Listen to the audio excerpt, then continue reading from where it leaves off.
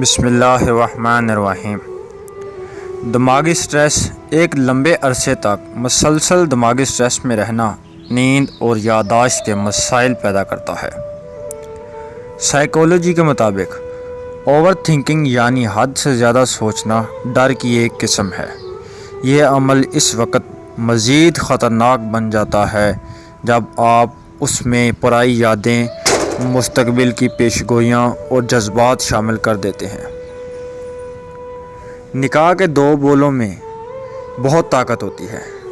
اگر آپ کو آپ کا من پسند شخص نہ مل سکے تو اللہ پاک کی خاطر اس نئے رشتے کو ضرور قبول کر لینا اور دل سے نبھانے کی کوشش کرنا۔ آپ نہیں جانتے کہ آپ کے ہم سفر نے آپ کو لے کر کیا کیا خواب سجائے ہوں گے۔ تو جو مل جائے اس پر شکر ادا کرنا سیکھو اور مخلصی کے ساتھ رشتے نبھاؤ۔ ماں سے کبھی حساب مت کرنا ورنہ تم پر رزق کے سارے دروازے بند کر دیے جائیں گے۔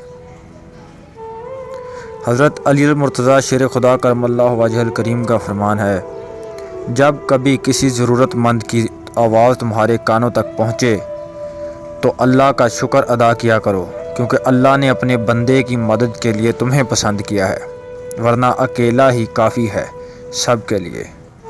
وہ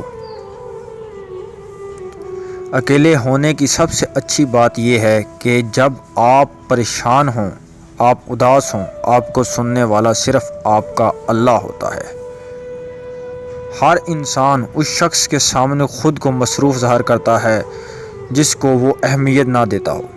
اگر کوئی انسان ایک سے زیادہ بار آپ کو یہ کہہ کے نظر انداز کرے کہ میں مصروف ہوں تو سمجھ جائیں کہ آپ غلط دروازے پر دستک دے رہے ہیں۔